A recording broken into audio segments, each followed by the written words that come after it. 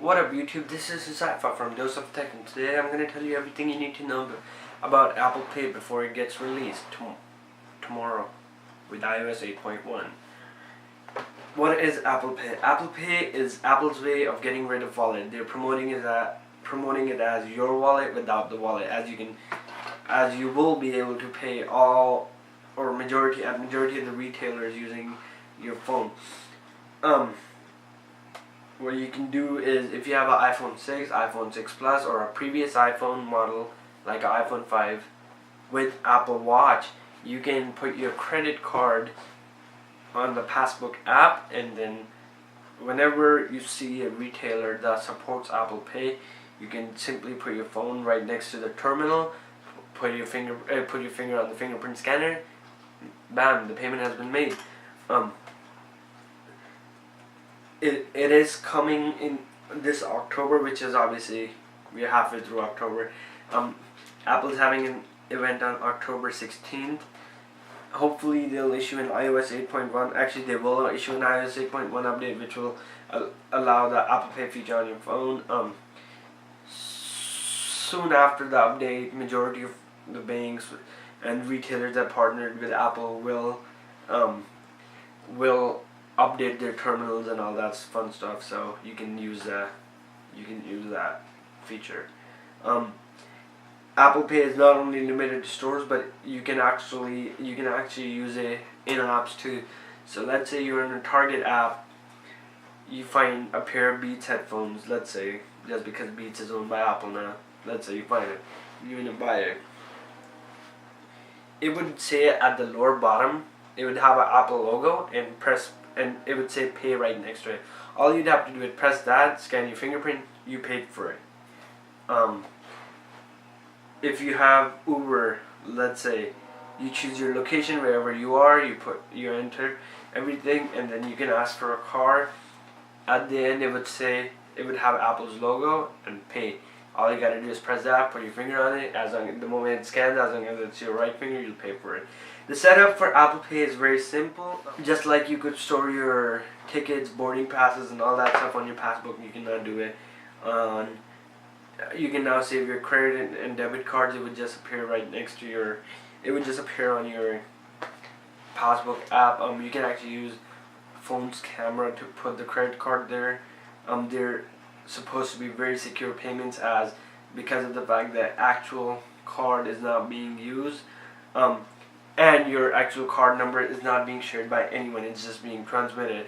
So there's obviously a safety element, because what if someone had something that would just cache the information while it's getting transmitted, but then at the same time, what if someone just steals your card? So obviously it's much secure than having your card on you, yet it has its own problems.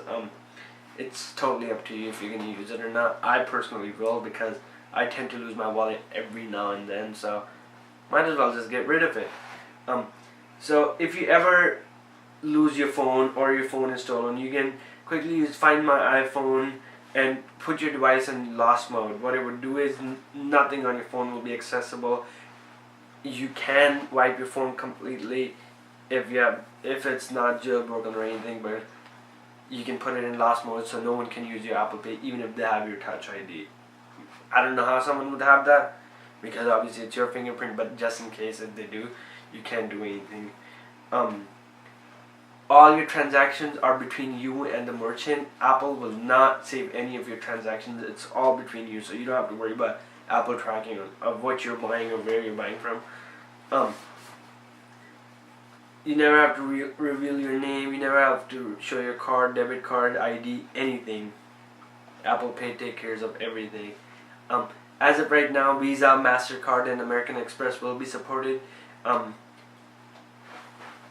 major banks that are going to be on board since day one will be Capital One, Chase, Citibank, Wells Fargo, and Bank of America.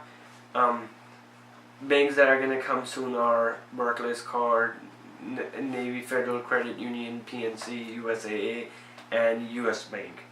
So if you're with one of the first few banks that I mentioned, like Wells Fargo and all of them, you should be ready to use Apple Pay right when it comes out. As of the day it comes out, 220,000 stores will be capable of Apple Pay. You can pay using Apple Pay. It sounds weird, but I don't know. Yeah, you can pay using Apple Pay in Apple Store itself, Babies R Us, Toys R Us, Bloomingdale's, Disney stores, Macy's, McDonald's, Nike, Panera Bread, Petco, Sephora, Staples, Subway, Unleashed, Walgreens, Whole Foods.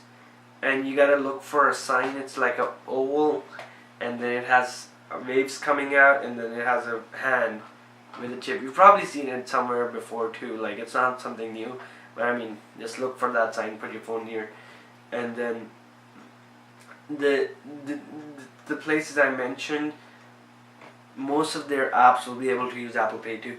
Now, keep in mind, Starbucks and Best Buy will not let you use Apple Pay.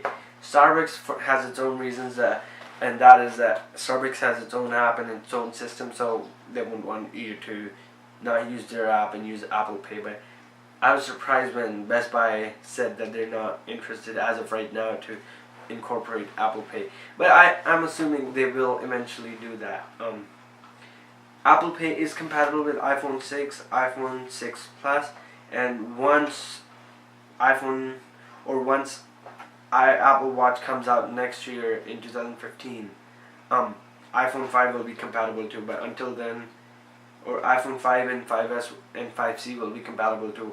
And until then, you gotta wait, because the phone doesn't have NFC chip, and your payments will be made via NFC chip. For today, that's everything you need to know regarding Apple Pay before it's released.